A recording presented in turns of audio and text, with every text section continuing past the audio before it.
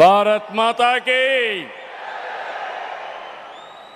దేశభక్తి రావాలి మీ అందరిలో. భారత్ మాతాకి, భారత్ మాతాకి, తెలుగు తల్లికి, తెలుగు తల్లికి అందరికీ నమస్కారం. Honourable prime minister Narendra Modi గారు,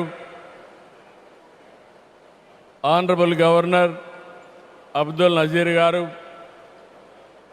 ఉప ముఖ్యమంత్రి మిత్రుడు పవన్ కళ్యాణ్ గారు, వేదికపై ఉన్న పెద్దలందరికీ ఈరోజు అల్లూరి సీతారామరాజు ఇంటర్నేషనల్ ఎయిర్పోర్ట్ సందర్భంగా ఉత్తరాంధ్ర ప్రజలందరికీ ముందుగా శుభాకాంక్షలు. ఉత్తరాంధ్రలో కొత్త చరిత్రకు నాంది పలికేలా ఎయిర్పోర్ట్ నిర్మాణానికి సహకరించిన రైతులందరికీ ముందుగా పాదాభివందనం చేస్తున్నాను. మీరు కేవలం భూములు మాత్రమే ఇవ్వలేదు, ఉత్తరాంధ్రకు బంగారు భవిష్యత్తు ఇచ్చారు. నేడు ఉత్తరాంధ్రకి ఇంటర్నేషనల్ ఎయిర్పోర్ట్ వచ్చింది. ఉత్తరాంధ్రకి అంతర్జాతీయ ఐటీ దిగ్గజం గూగుల్ వచ్చింది. ఉత్తరాంధ్రకి ప్రపంచ స్థాయి స్టీల్ కంపెనీ ఆర్సీఆర్ మిత్తల్ వచ్చింది. ఇంకా ఎన్నెన్నో. ఇవన్నీ ఎలా వచ్చాయి? ఒక్కసారి మీరు ఆలోచించుకోవాల్సిన అవసరం ఉంది. 2 ఏళ్ల క్రితం విధ్వంసమైన రాష్ట్రం. ఆ రోజు నేను, పవన్ కళ్యాణ్ గారు, నరేంద్ర మోడీ గారి నాయకత్వంలో మీ అందరికీ ఒక హామీ ఇచ్చాం. రాష్ట్రాన్ని పునర్నిర్మాణం చేస్తామన్నాం, నిలబెట్టుకున్నాం. మోడీ గారి చేతుల మీదుగా ప్రారంభించుకున్న ఎయిర్పోర్టు ఉత్తరాంధ్రకు ఒక మణిహారం.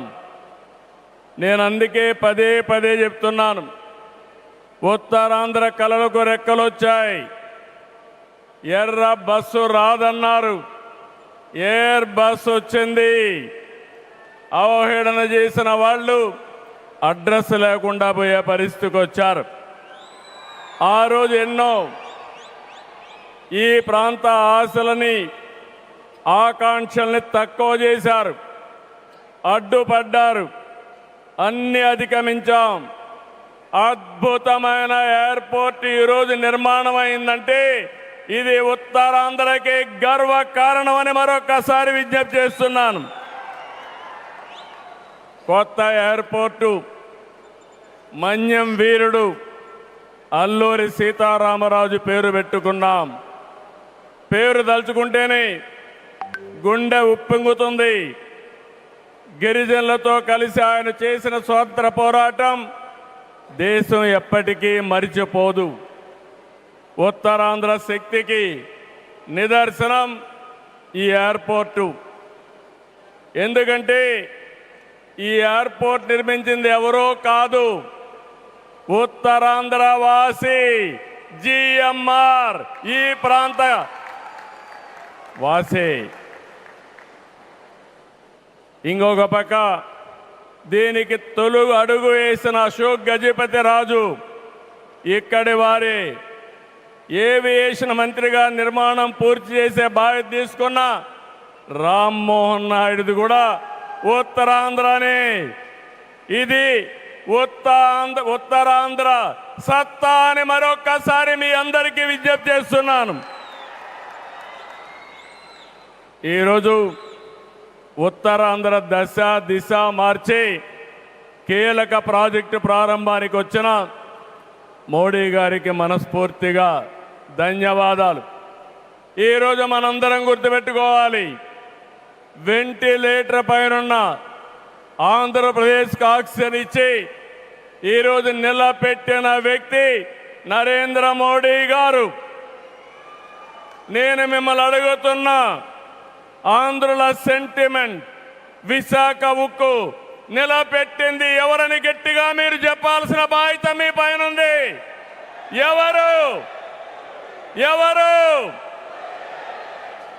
విశాఖ రైల్వే జోన్ మంజూరు చేసి విభజన హామీని నెరవేర్చింది ఎవరు? పోలవరానికి సాయం చేసి గాడిన పెట్టింది ఎవరు? రాజధానికి నిధులిచ్చి పనులు పునఃప్రారంభించిన వ్యక్తి ఎవరు? 2027 భోగాపురంలో చెప్తున్నాను, పోలవరాన్ని పూర్తి చేసి మన ప్రధాని చేతుల మీద జాతికి అంకితం చేస్తామని హామీ ఇస్తున్నాం. 2028 అమరావతి మొదటి దశ పనులన్నీ పూర్తి చేసి మన ప్రధానమంత్రి నరేంద్ర మోడీ గారి చేతుల మీదుగా ప్రారంభిస్తామని మీ అందరికీ హామీ ఇస్తున్నాను. దీనికి మనందరం థ్యాంక్స్ చెప్పాలనా లేదా అని అడుగుతున్నా. చెప్పాలనా లేదా అని అడుగుతున్నా. థ్యాంక్ యూ, థ్యాంక్ యూ, ధన్యవాదాలు, ధన్యవాదాలు. ఏఎస్ఆర్ ఎయిర్పోర్టు 2703 ఎకరాలు, 5641 కోట్ల రూపాయలు అద్భుతంగా వచ్చింది. ఎయిర్పోర్టుని ఫ్లయింగ్ ఫిష్ ఆకారం నిర్మించారు. మన తీర ప్రాంతాన్ని ఇది గుర్తు చేస్తుంది. అటు సముద్రం, ఇటు పచ్చని కొండల మధ్య విమాన ప్రయాణమే కొత్త అనుభూతిని తీసుకొస్తుంది. నేను చాలా విమానాశ్రయాలు చూశాను, కానీ భోగాపురం ఒక ప్రత్యేకమైన ఎయిర్పోర్ట్ అని మరొకసారి మీకు విజ్ఞప్తి చేస్తున్నా. ఎయిర్పోర్ట్లో అడుగడుగున తెలుగు కళలు, సంస్కృతి కనిపిస్తున్నాయి.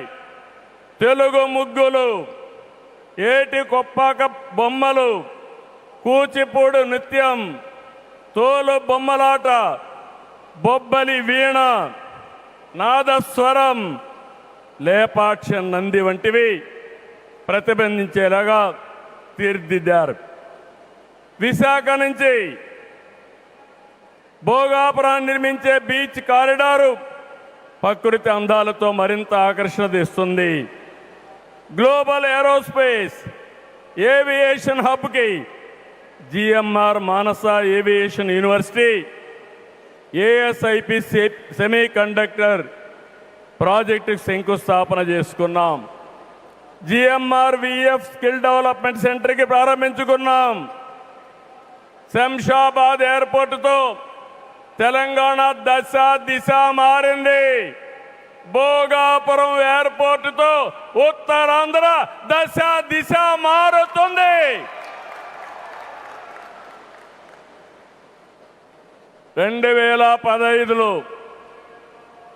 ఆనాడు ప్రధానమంత్రిగా ఉన్న నరేంద్ర మోడీ గారి నాయకత్వంలో ప్రకటన చేశాం. 19లో అనుమతులు తెచ్చి శంకుస్థాపన చేశాం.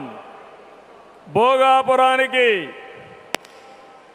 నాడు కొబ్బరికాయ కొట్టింది మనమే, నేడు గుమ్మడికాయ కట్టింది మనమే.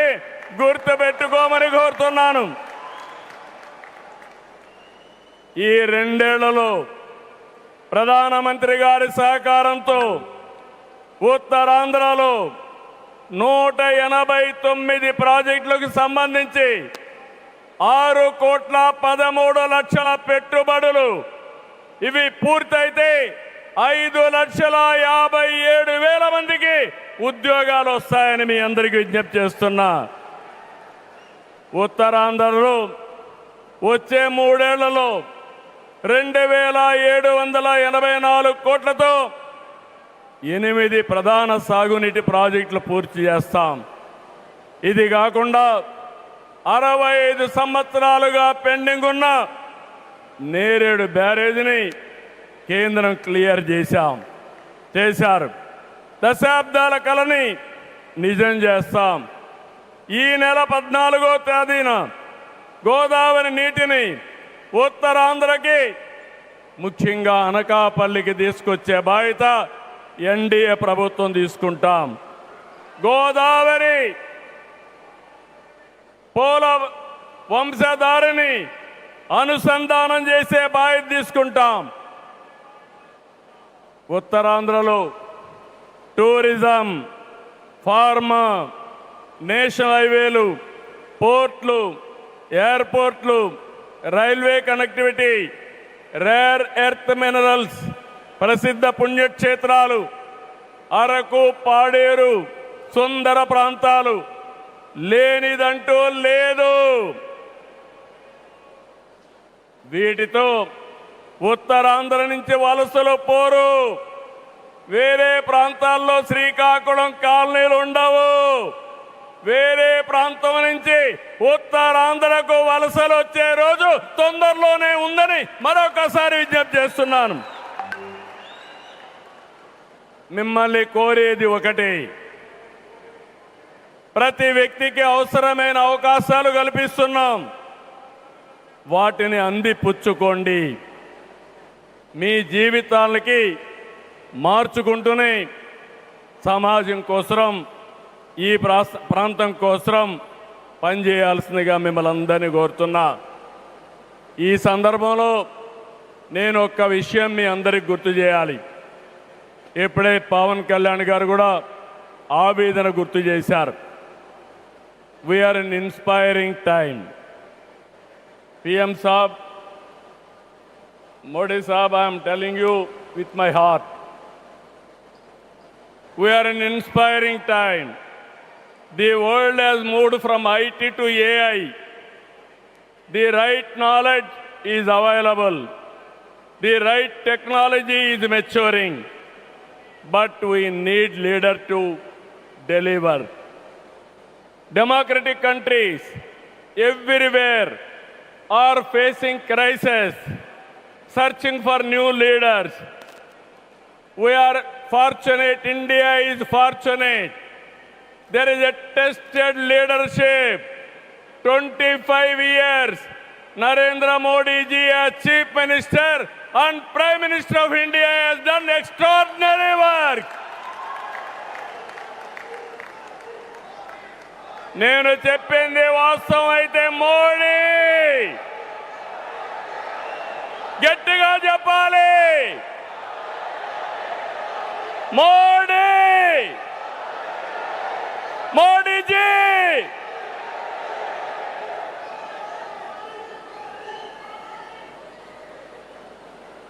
He is the only one leader in the democratic world with the knowledge, the technology and the ability to carry 144 crore people and make this nation forward. For the last 12 years, all of us have to compare. Tremendous track record, digital public infrastructure. Today I can say proudly, world largest transactions, digital transactions are happening not in America, not in China, but in India. That is the credit Narendra Modi ji has done. Financial inclusion, Jan Dhan. Yes, Modi. Louder. Second, financial inclusion. Ordinary man, JAM. It is a historical moment. Without corruption, any benefit is going to the last mile, that is DBT. Nowhere in the world, in India it has been established. Infrastructure, You have seen Bhogapuram. Like this, so many airports. National highways, I can say proudly, nowhere in the world our national highways can beat. Railways, yesterday, high-speed trains are coming. And also, green hydrogen train has come in India. First time, that is what Narendra Modi ji. Ports, metros, green energy. Nobody dreamt 500 gigawatts of green energy. Surya Ghar. And also, he promoted green energy like anything. GST is a breakthrough reform. Welfare, every poor person house, Ayushman Bharat, LPG, JJM, through JJM, every home he wanted to give tap water. GDP, wealth creation, from 11th place, he brought it to 4th place. That is the pride. National defense and also security. There is no Naxalism, no terrorism. Under his leadership, we are all safe. Foreign policy, one of the best foreign policy. Every country is shocked to hear that. Space, science, technology. If we talk anything, I have seen in my past 5 decades career. 1978, I became first time MLA.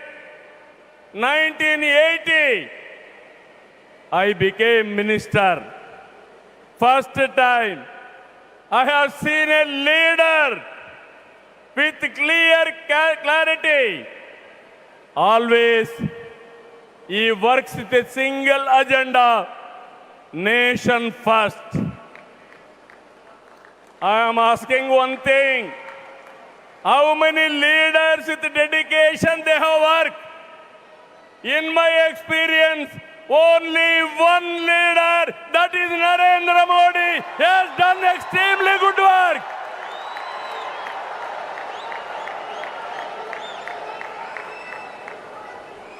He is having a clarity. Vikasit Bharat 2047. There are external factors. Somewhere, in India, there is a problem of LPG. This year, environmental imbalance, rainfall deficiency. With all these things, he is able to manage very effectively with less suffering. He is the leader, I am telling you. India is going to become 2047 #1 country in the world. It is possible with Narendra Modi ji.